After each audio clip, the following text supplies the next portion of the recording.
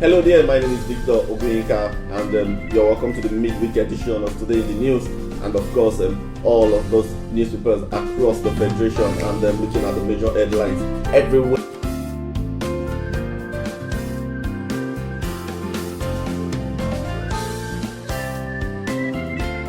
Over 1,000 people are benefiting from free medical services provided by the FCT chapter.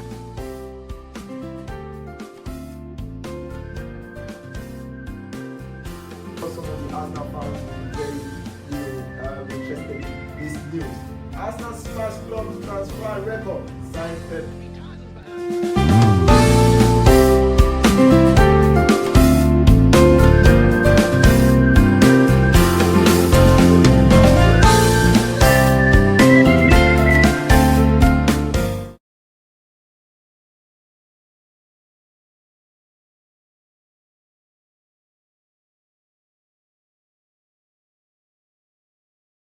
Hello and welcome to Today in the News on Vanguard Live, and this is where we tell you all the things you need to know in politics, sports, entertainment, business, health, and everything you can imagine. And with me, I have my co-host here, Daniel Albushaki. Alright, so we'll be analyzing today, and as well as taking the front pages of the newspaper. The analysis will be on the second segment, and we'll just be going ahead with our front pages on the newspaper. And I'll be starting with Vanguard. And on Vanguard today, the major headline is South-West Governors no going back on Operation Amotekun. You can see the story on page 5. We will pursue it to logical conclusion. Akeredolu. Middle belt leaders are saying we are ready to copy it. And also Makinde, Malami lacks power to ban it. And Shoyinka is saying that Amotekun has come to stay. And also there's a picture of Uzodinma sworn in as the new governor of Imo State. And at the down left corner we have why we pulled down Fela's statue, Lagos State government. And also Armed Forces Remembrance Day, governors seek better welfare for heroes' family. And we have at the top page of the newspaper, Imo Iedioha cries foul as Uzodinma takes oath. Herdsmen flee Ondo community, abandons 200 cows. This story can be found on page 6. We're also going to the Tribune today. And on Nigerian Tribune, on the front page, Shoyinka Southwest leaders stand firm with Amotekun, and it has a lot of riders. Shoyinka is saying it has come to stay. Nothing stops governors from applying for firearms. I think Falana is saying this. Akeredolu is also saying Southwest governors will pursue initiative to logical conclusions.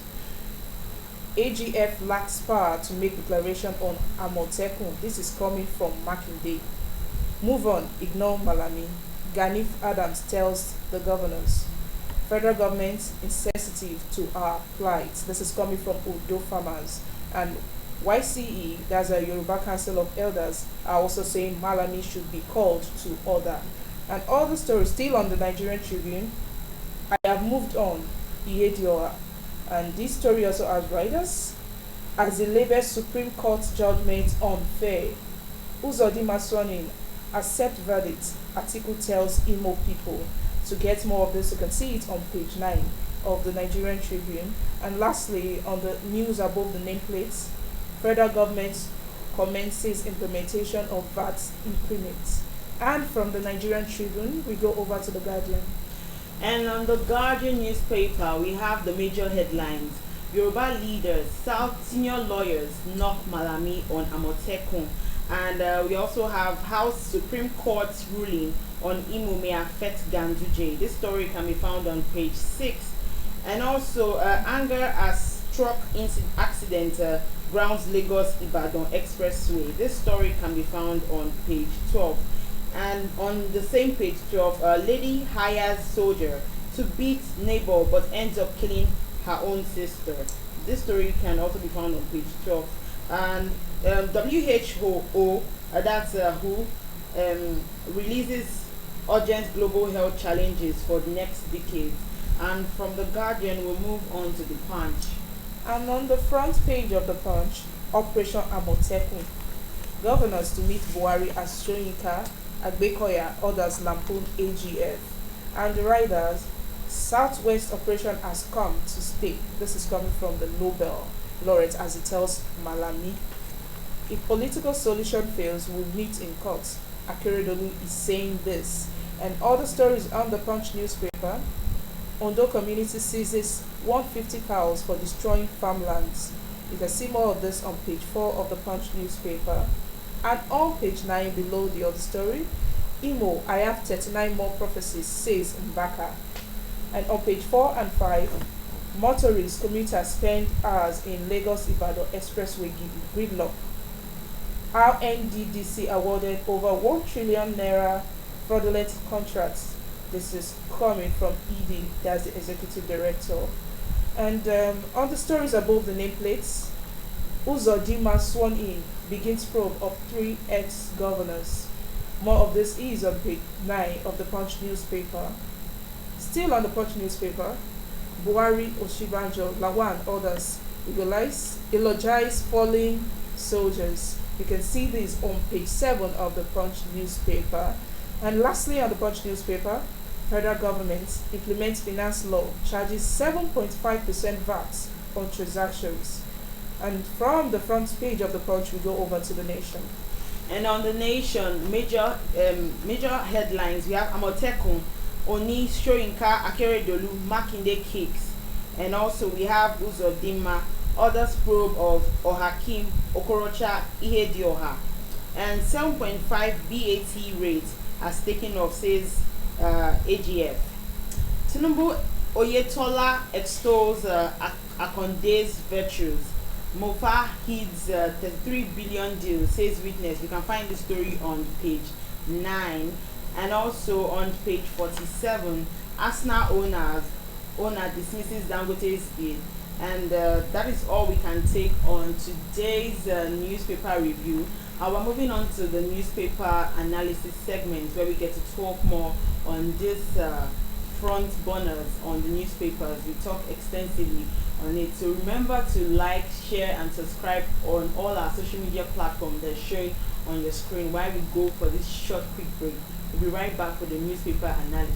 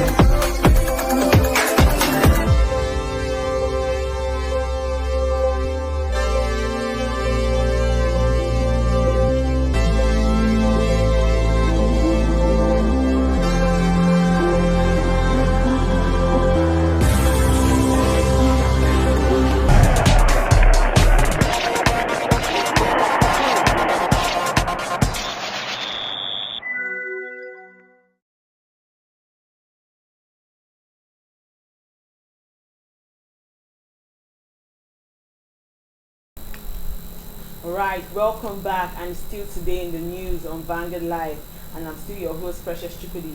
And we're going straight to newspaper analysis for today, and this is where we tell you all the important front stories on newspapers that are making you're making the country go crazy right now. So we'll discuss further on all these things with me and my co-host here. And so today we're taking Amotekun as South-West Governors, no going back on Operation Amotekun. And I remember vividly that this is coming from yesterday when the AGF, that is the Attorney General of the Federation, Malami, was saying that the Operation Amotekun, these South-West governors don't have any right whatsoever to just go about this operation without even, doing proper visitation to the right office, that's the Attorney General of the Federation, that they're not in the know of what is happening. And and Akere Dolu, who is like the chairman, is saying right now that that this is not a question. We're not supposed to be having these talks, because you already know that this Operation Amotekun is for the benefit of the people. Now it's to stop the insecurity that we're having in the Southwest. What do you think about all I this? think, considering that this policing and they will be reporting back to the police and all the things. So these Operation Amotekun, I think the federal government should look more into this. And the Southwest governors are actually saying that it has really come to stay. Like Shoyinka said, this has come to stay, and Makinde said, I think Gani Adams says they should move on and should ignore Malami, but it can't actually be ignored because you have to go through the right process for this thing to work out. Well, according to Akere, he is saying that Amotekun is not a paramilitary outfit, and the introduction of the security outfit is to complement the efforts of the security agencies, which means that they are supposed to assist the police. They're almost like community policing. But if you look at this, this police, some of these works are really, really too big for the police, because there's a lot of they things. can't be everywhere. They can't be everywhere, and we can say the soldiers should also work out, because they are not really for these parts. They have a lot of responsibilities on their shoulders. So this is like creating a paternity mood for them. And I don't know what to say. On they have the interest of the nation. When we read the story on Amotekun, I remember Shoyinka saying that this Operation Amotekun is as a result of the people, that's the governors, the 6 Western state governors, listening to the people. For the people have been crying basically. They put the interest of their people at heart. People have been crying about insecurity issues. They can't go to their farmlands anymore. They are being attacked by Okay. Let's talk about this recent story that is on the paper this morning about the cows. Yeah. Like the cows that were seized, the herdsmen, the cows that were seized in the Odo communities, where they went there. I think it was a result of the lightning that happened recently, where some of the cows like last year. Yes, last year sometimes. I think 4 months ago or 3 months ago, I don't know. But they came back, like they brought their cows to graze and to destroy this farmlands. And looking at this, I think when the hunters saw them, they tried to go after them, and the herdsmen, I think, when they saw them coming with all the full force and the youths coming, they left their cows. So over 200 cows were actually there, and I think they'll be taken to the palace. It's with the monarch. But these cows destroying the farmlands. Properties are being destroyed. Life are going. We are losing life every day. So I think I'm reasoning with what the governors are saying. They are putting the interest of the nation. But we also of life and property should always be like number. When it comes to security, a lot of people show their interest in it. Yeah. So. Okay, moving away from Operation Amotekun, we're going straight to Ihedioha cries foul as Uzodinma takes oath. And Ihedioha said on Tuesday, after the court verdict, that he saw the whole court proceedings as a rude shock to him. Like, he didn't expect that was going to happen. I remember that particular day on Twitter, he was really trending. We had a lot of people on Twitter who were saying that the governor should come back so that he can continue the works that he has started in Imo State. Now, with all of this happening, And I think I remember our sports master saying it yesterday that he has also focused mainly on sports and other activities. So he's saying that, because he started some things already in the state. Now, one of the questions that have been, bothering me since yesterday has been, will the new governor also continue this work? That's open. Because now he's saying, the new governor is saying that he has given the accountant 4 working days to submit a comprehensive statement of the expenditures and income of Imo State.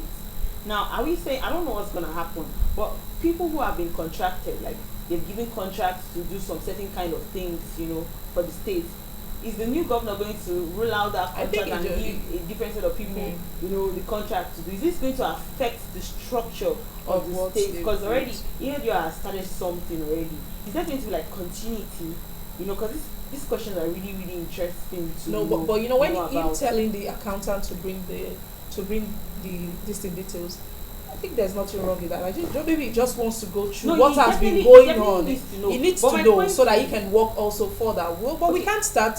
I think it's too early for us to be saying this. Let's just wait for some time for this to go on. I would like to know, because now there's also a part of the newspaper that is saying that the new governor is asking that the Ihedioha should be probed, Okorocha should be probed, and also Hakim. And we know that these are governors these are past governors of Imo State.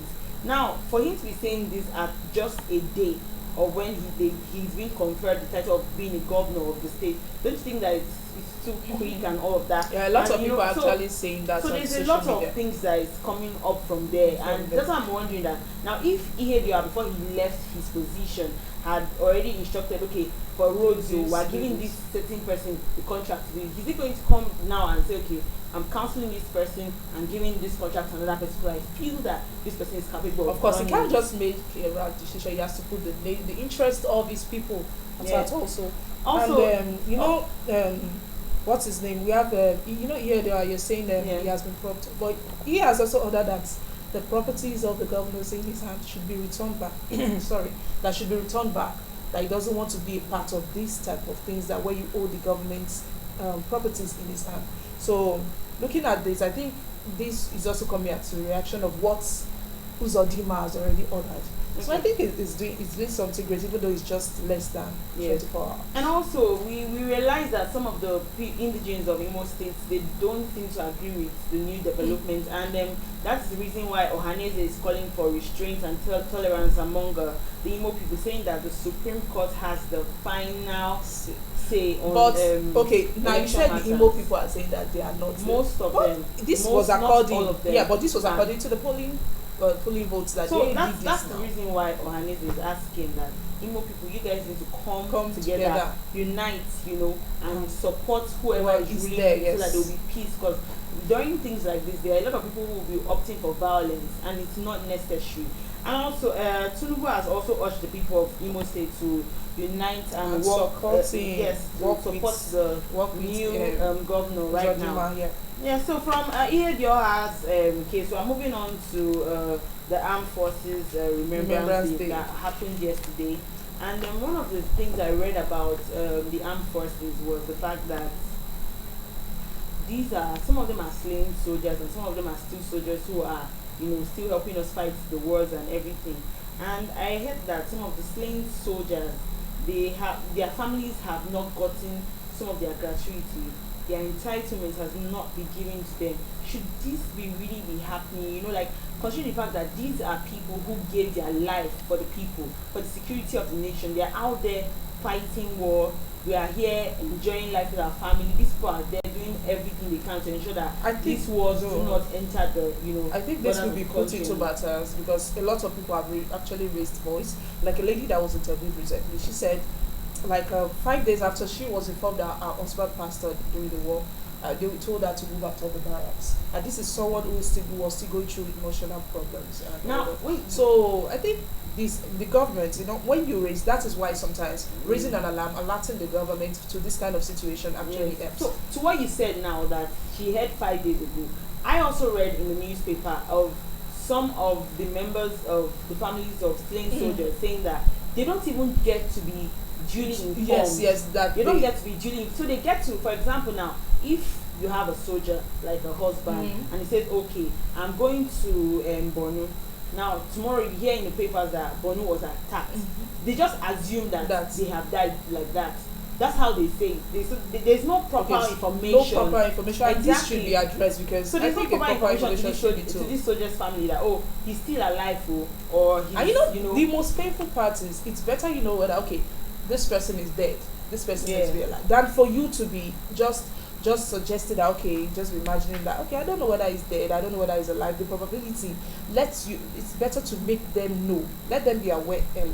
So I think that's why they're alerting the government. Like I personally have this sister of mine that is married to a soldier, and today in fact since they've been married, she only sees her husband once. Like in fact it's not even up to 24 hours a day, like 12 hours before he's called up again. You have to move to another region, and it's so you can imagine something like that happening to that kind of person. It's really demoralizing. And sometimes it leads to depression about your husband. So I think that psychological issues. I think that these people need to look into more. Yes, the people need to look into finding better means of communication to the families of the soldiers. And also, on that same issue, I remember people have been crying out that the slain soldiers need to be more. They need to be more respected. They need to be honored. So I don't know what the government is really doing into respecting these soldiers who have lost their lives, because it's really important that it's not easy to leave your family and everything behind and then just go and fight. The last time I remember seeing a story online about a soldier. In fact, he just got married on Saturday, and next week he was dead. Wow. So it's really so emotional, challenging for such families when you lose such persons at a very short pace of time.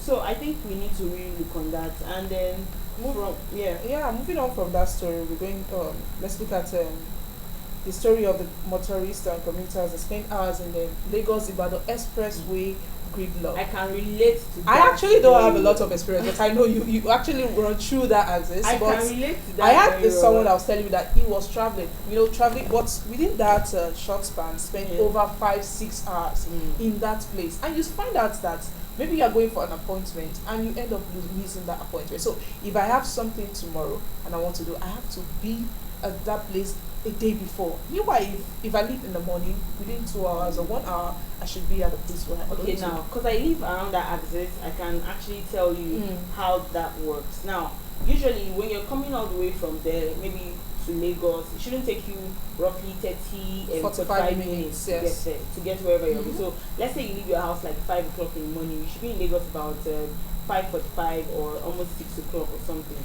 And then you have little traffic, but these days now it's not the same story. Residents of that area, because I live there, I can imagine what it is for people who have to get their jobs really early, around 7 or 8 o'clock. They have to leave their house 3:30 or 4, because once it's after 4 o'clock, you can't even get to work early. 3:30. Okay, what's the time they use sleep? Because what time do they get back home? This is for those that are going out. Imagine coming back home. When you close from work, let's say 6 o'clock, you don't get home till 11, and so you have let's say 3 to 4 hours to sleep, and you're awake again.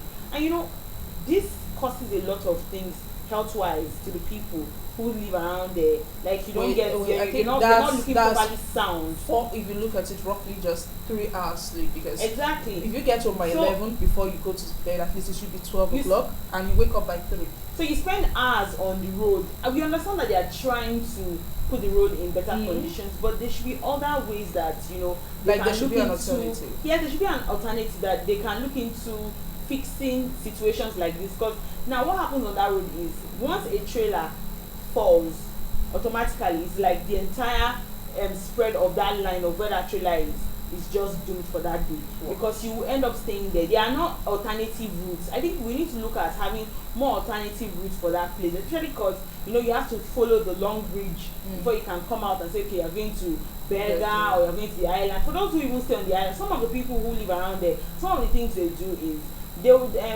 pack their bags on Monday. Do you understand? And they won't come back until the weekend.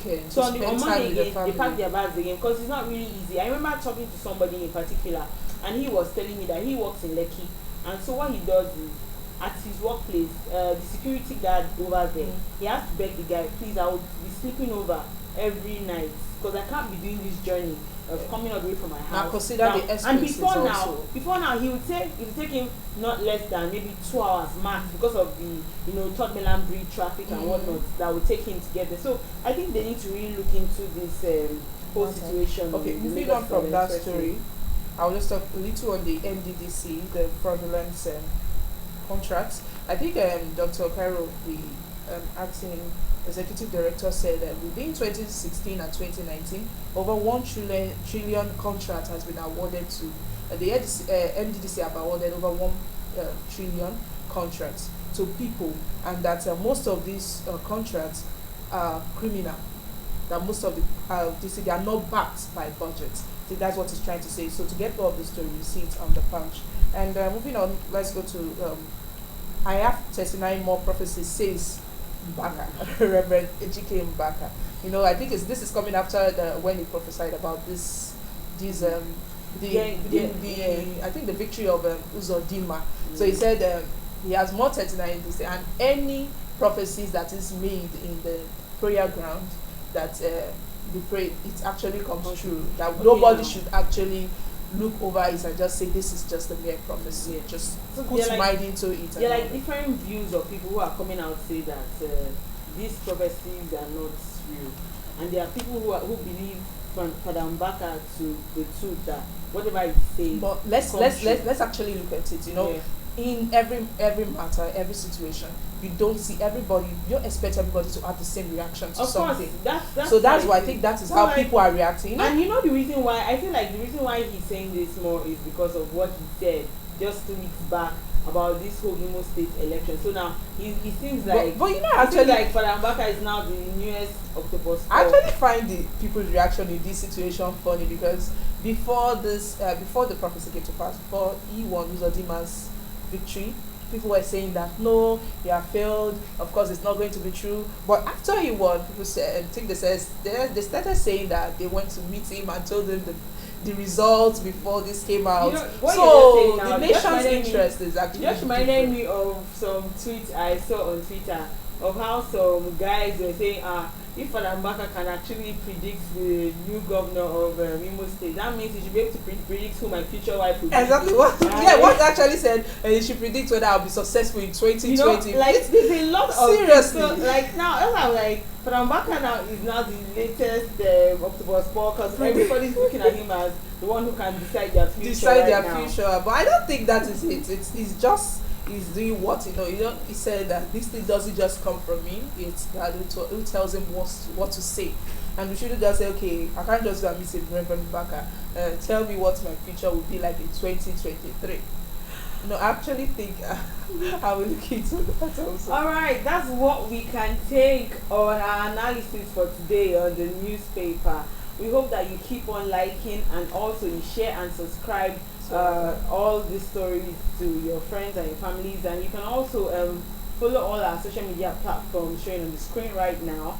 And I'll take this small comical cartoon on the Vanguard, Mr. and Mrs. Which says that whenever you get your salary, you become restless. 3 minutes ago, you asked me to scratch your back. Now you want me to cut and file your finger and toenails. I'm tired.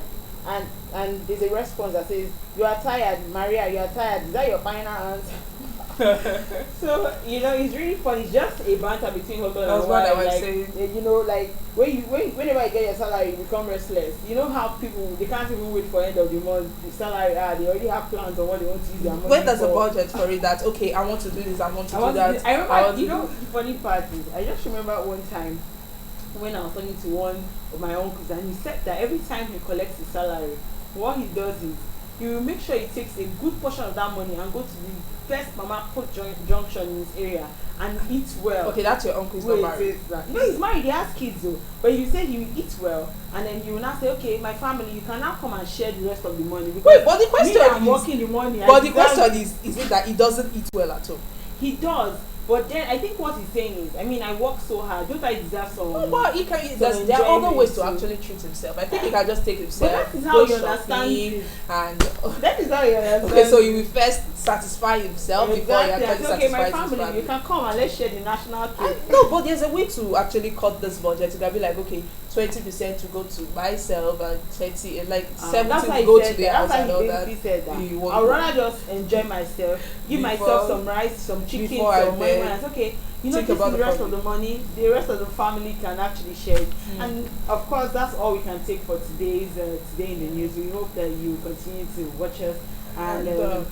Don't of course- also forget to visit our website, Vanguard NGR, to get more of our top stories and breaking news, and subscribe to our YouTube channel also. It's showing on the screen. I remain your host, Chukudi Precious, and And I remain Damilola Ogushaki, and bye for today. bye.